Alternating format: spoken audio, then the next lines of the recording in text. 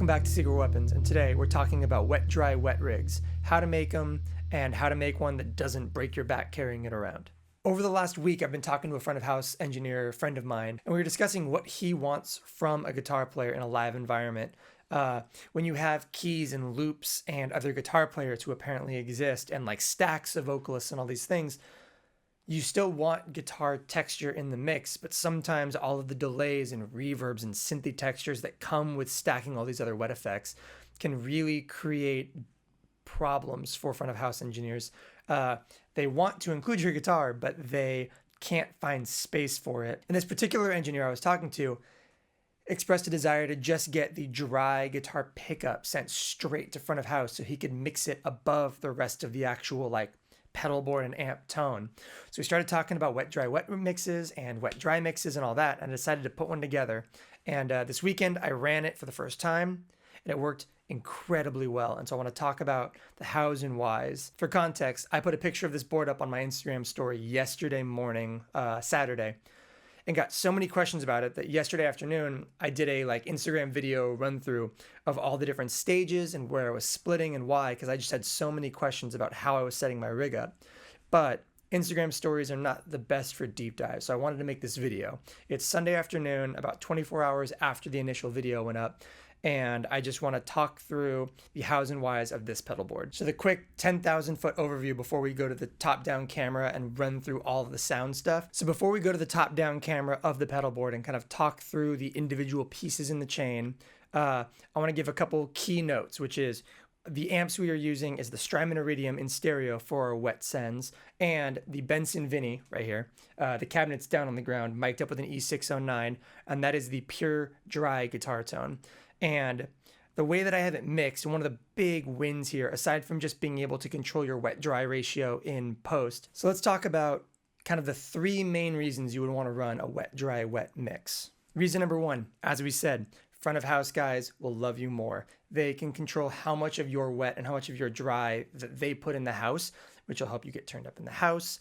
It'll help the mix sound better. It's a win-win across the board. You kind of got to trust your front of house guy, but I'm a firm believer that you can either trust them to mix your guitar properly when you send them all the pieces like this, or you can send them exactly what you want and just get turned off in the house.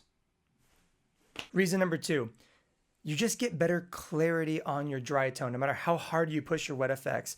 The fact that your dry guitar is coming down its own signal and it's pushing its own amplifier and its own cone and magnet and everything, it just articulates different. It just feels clearer.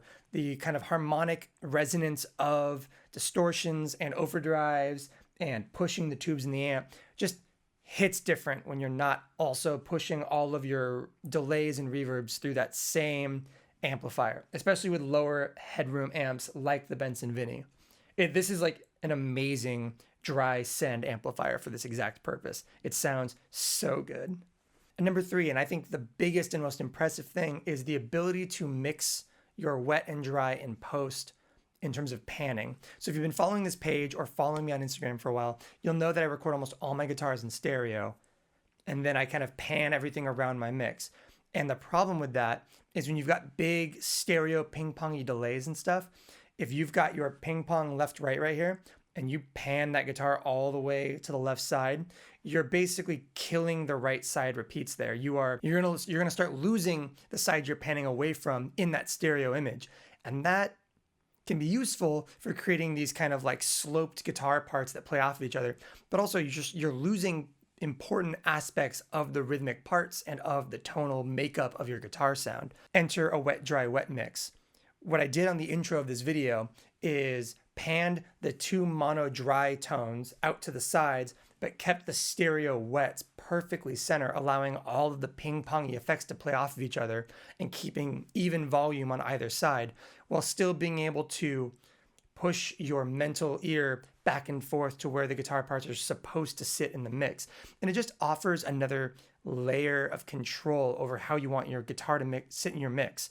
You can move that dry guitar tone around while still keeping your full stereo image intact, or you can move everything off to the side if you want to, but at least you have the choice now. At least you can create dynamics in that new kind of third degree kind of way. But you probably clicked onto this video more so asking the question, how do I set this up? How do I create a wet, dry, wet mix that doesn't involve me taking 3 amplifiers to a gig? And so let's go to the top-down camera to kind of talk through how mine's set up, how you can set one up, and the kind of important things to pay attention to when you're putting one together. And really quick, I want to send a huge shout out to Goodwood Audio and Mikey and the team over there. They walked me through putting together my rig, and they were instrumental in this happening. Not just because they build the interfacer, which is the main component creating this setup, but also just the expertise and the kind of trouble areas to look out for really helped me get a jump on things as I was setting up in a room to play live with this setup and being able to troubleshoot things before they happened. So Goodwood, Mikey, thank you guys. You're the best. Let's go to the top-down camera. Okay, so let's talk through what we've got going on here. My guitar goes into the top of the board with the red cable in, which goes to the DRV first, the 1981 Inventions DRV.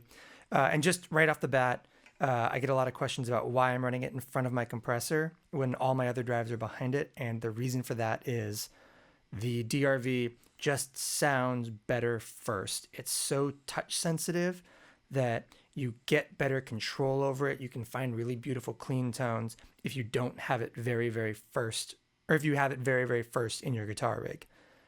Even just a compressor in front of it will give your guitar just enough body that you kind of are over pressing on it if you're not careful. Second up is the diamond compressor into the Brown amplification protein, into the Benson preamp, and then into my Tapestry Audio volume pedal.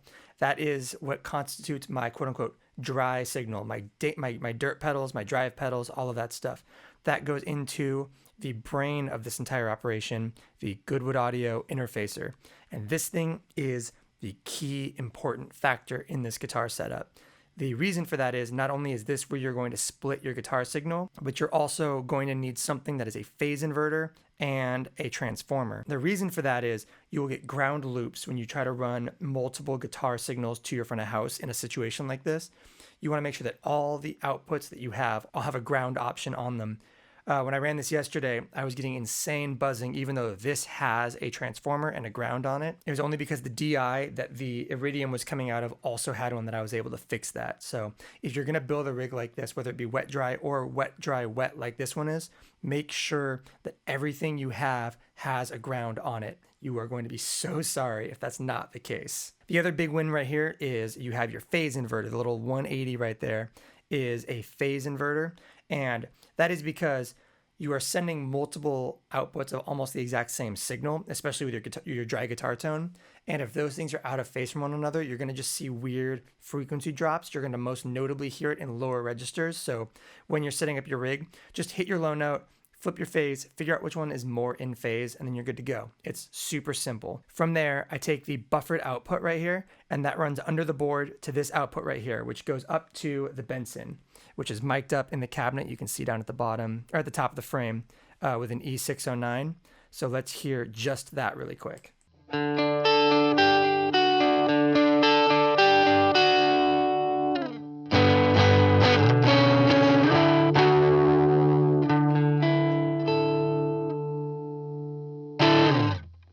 And now, just for context, the Strymon Iridium is also on right now. I had it muted for that last section, but let's have that on right now so you can hear the kind of stereo setup of the Strymon with the Benson, just to kind of hear how multiple sends gives you a little more tonal flexibility. And for quick context, the Iridium is running on the round mode with the A cabinet, so it's kind of a Fendery sound.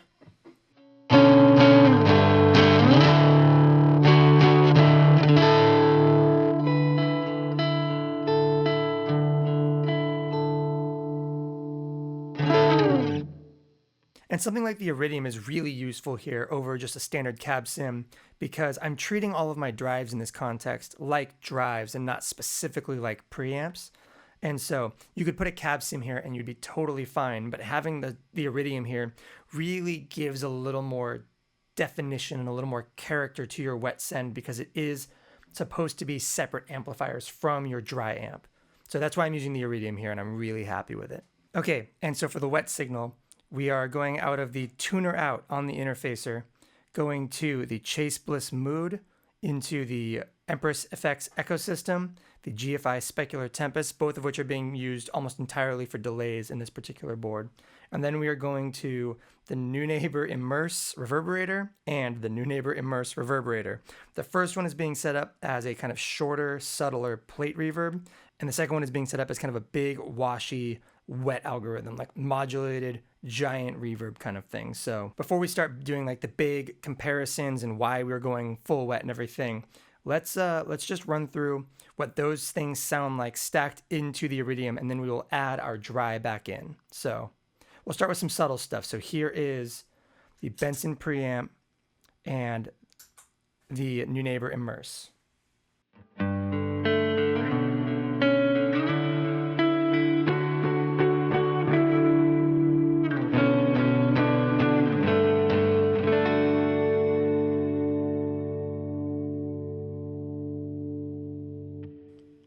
And then the other Immerse.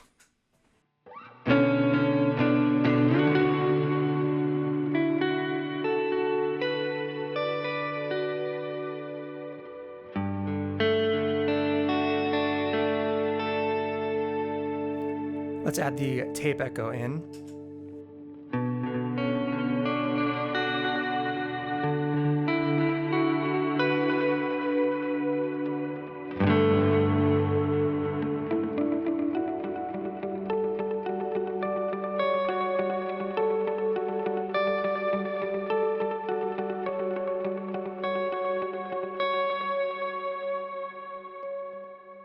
And now let's reintroduce our Benson to kind of give it that real clarity and bite that you want.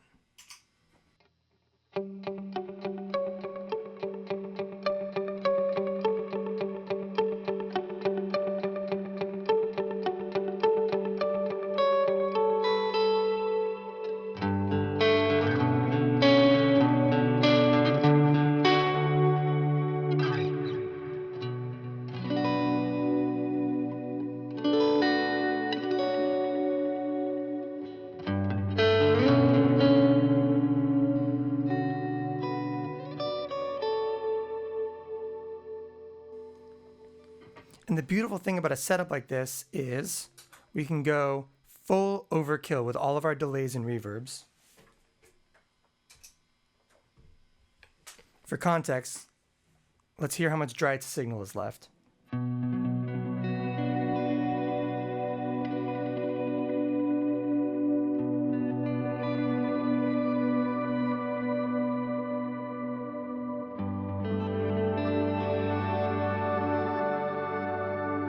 And now, let's reintroduce the amplifier.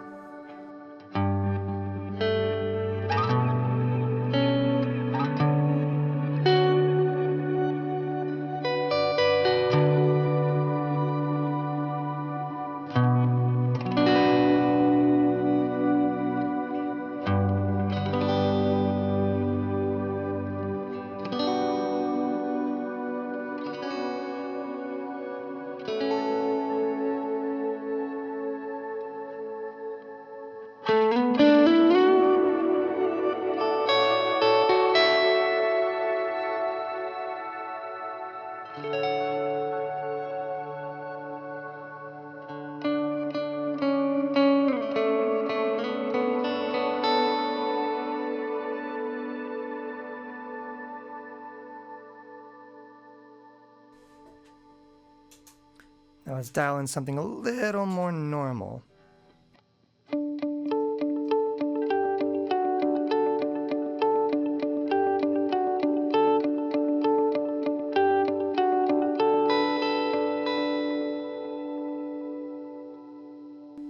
Okay, and then for context, I'm gonna in post kind of mute and pan the dry guitar around so you can hear how having it kind of affects the way that this part feels.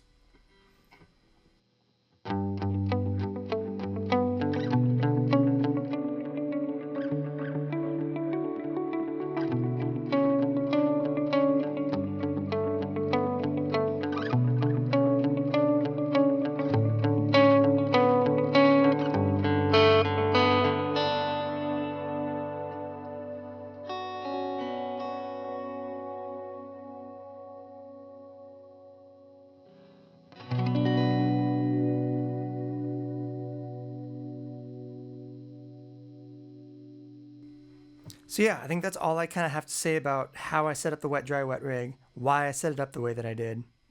Oh, one final note is a really useful thing is having an amp mute right here, because sometimes you just want those big, pillowy, washy textures. Sometimes when you're doing volume swell stuff, having that amplifier there can kind of feel stark in comparison to all the pillowy, textury stuff. So being able to kill that and use it for just standard volume swells can be really incredible. So we'll give that a shot really quick. A quick comparison, we'll do a swell with the live amp, and then we'll do a swell without it.